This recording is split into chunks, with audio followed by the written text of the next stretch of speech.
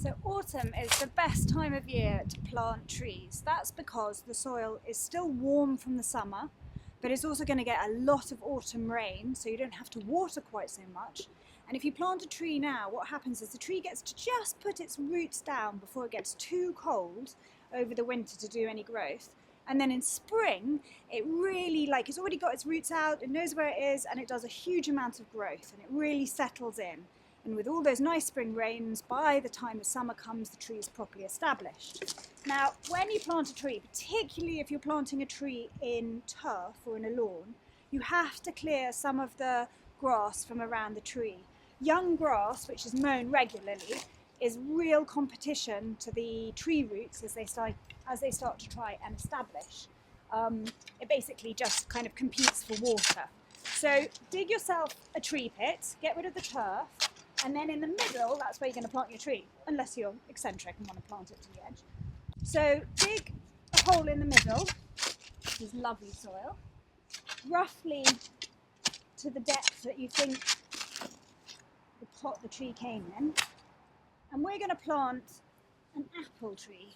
Now, I think apple trees are some of the finest trees to grow in a small garden because they're very attractive, they're a nice shape, you can get them so they don't grow too big for the garden, and then you also get spring blossom, and in the autumn you'll get apples to eat. So I think they are a perfect family tree.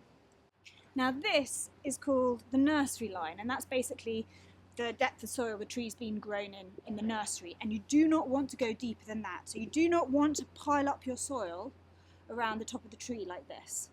Now, grab the tree, hold it by its stem, support it so that it's not taking too much weight, and then just whack the pot off.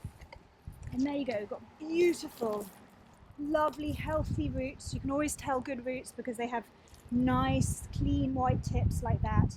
Good amount of roots across the pot. I'm going to tease it slightly, but not a great deal because, let's tease a little bit out, but don't mess around with it too much. You want to persuade the roots to go and start exploring the soil around them. And if they are too tightly wound up, they tend to not go out and explore new soil. So you're just going to knock a bit of that off, put that in, and then check my soil level. Now that's actually a little bit too deep now. So it's very important every time you take the tree out of the pot that you support it by its roots. Back in. I think that's going to be about. So when you get it at the right height, and I think that's a good height, some lovely roots coming off here, what you're going to do is just tease the soil back around the roots like this. Very important that there's no air pockets.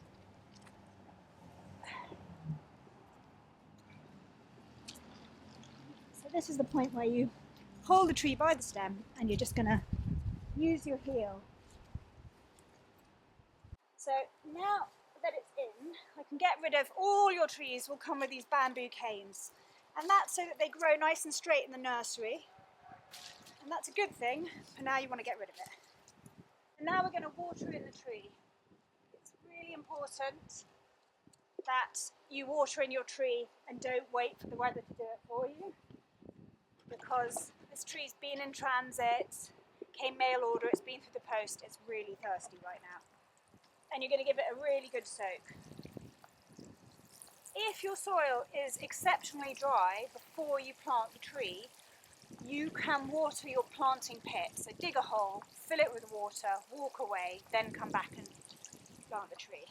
Now the nice thing about making a tree circle is that on the whole all your water stays in the tree circle anyhow. Now that's soaked away, I'm just going to do the same.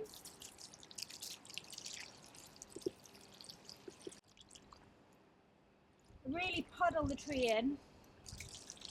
It doesn't matter that you can see some of those surface roots here, because I'm going to mulch the tree in a second with some bark mulch. The bark mulch will keep down weeds, it will lock moisture into the soil, and it will generally just make the whole thing look more attractive. I need to get my stake in before I do that. You have to stake your tree.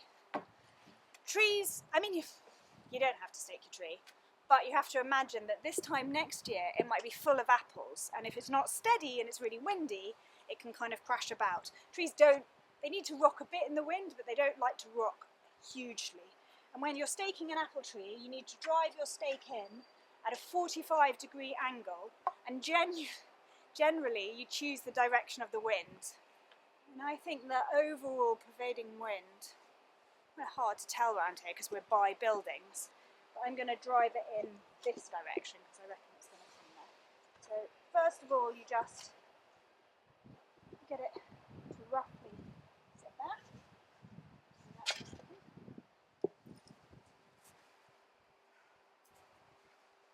Get it close enough to the stem.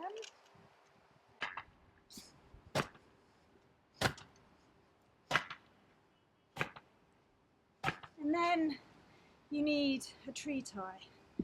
In this case, you might need 2 tree ties actually.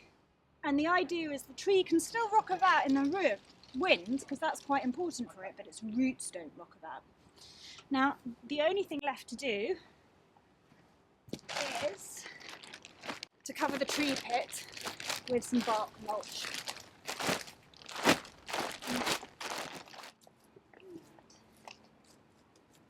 And there you go, one planted tree.